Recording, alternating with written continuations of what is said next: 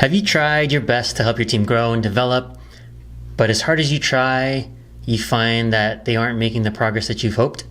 And you're not a micromanager, you're an empathetic leader, but the team just isn't responding? Well, in today's video, I'm going to help you figure out why. This is the concept of accidental diminishing. They are the things we do that we don't know are actually hurting the team. So let's get into it.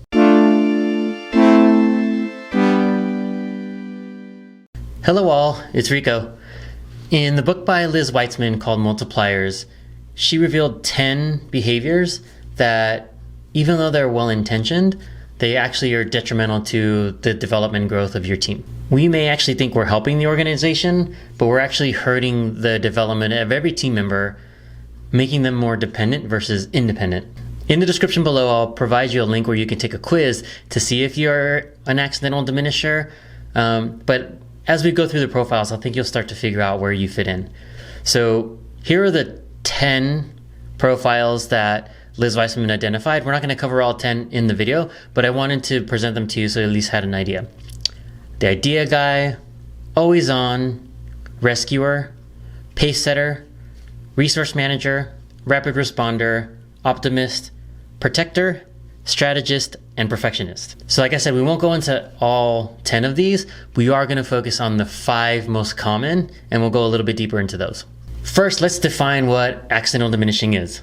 As defined by Liz Weitzman, is the well-intended leader, often following popular management practices, who subtly and completely unaware shuts down the intelligence of others. Basically, you may be holding back your team following some of those age-old best practices and you don't even know it. Or you may feel like you're protecting your team and doing the right thing, but in actuality, you're holding them back from developing. Now let's dive into the 5 most popular behaviors. So the idea guy, their intention is for their ideas to stimulate ideas in others. What actually happens is they overwhelm others who either shut down or spend time chasing the idea du jour. The concept here is the leader who thinks constant brainstorming and idea generation helps the team be more innovative. They think that throwing out a bunch of ideas will actually spark imagination and get the team excited, but what it actually does is confuses the team. The team instead gets distracted and tries to focus on the next big idea that their leader has thrown out there and told them to do, even if it wasn't explicit. If this is you, next time stop and think about the ideas you're putting out there. If it's potentially distracting or not important at this moment, think about putting that in some sort of parking lot and bringing it up later. To really get the outcome that you want, focus on asking your team a lot of open-ended questions. Try what and how questions. Also, sparking debate about their ideas can help them think more critically about the solutions that they come up with. It might actually help them be more innovative as well. Always on. The intention here is to create infectious energy and share their point of view. And what actually happens is they consume all the space and other people tune them out.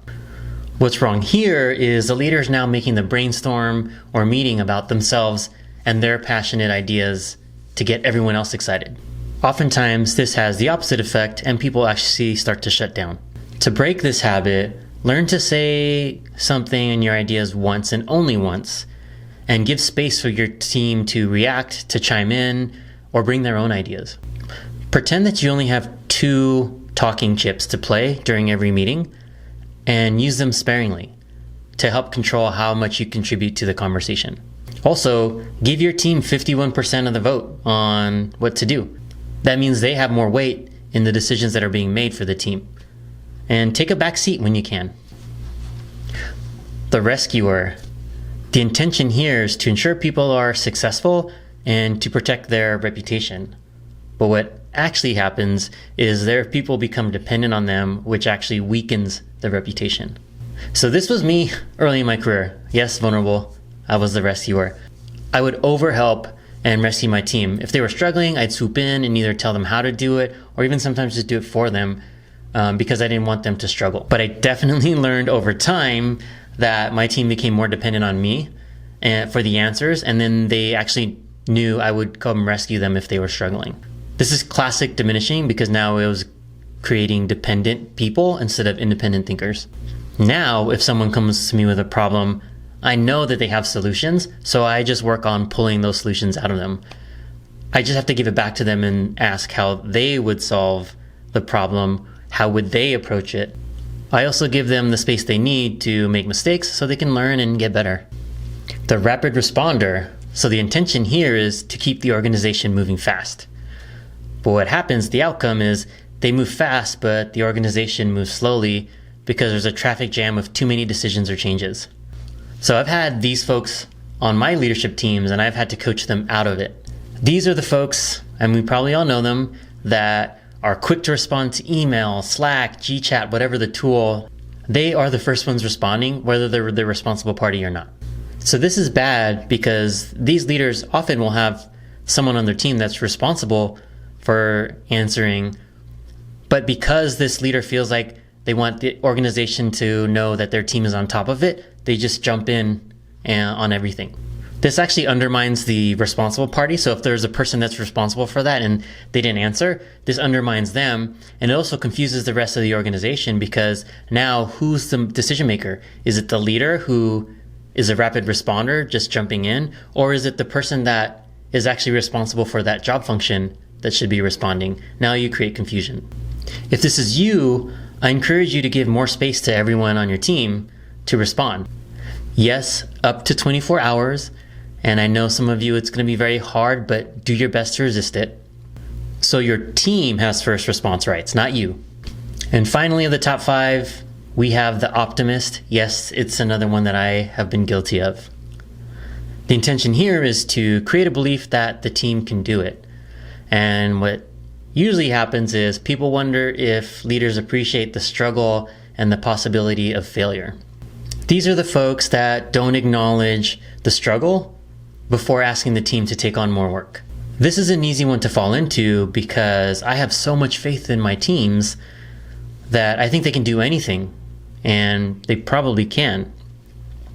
But I have to learn to first acknowledge the work that they are already putting in, and that what I may be asking them to do, it's hard. It's not easy. It's hard to do on top of their existing work.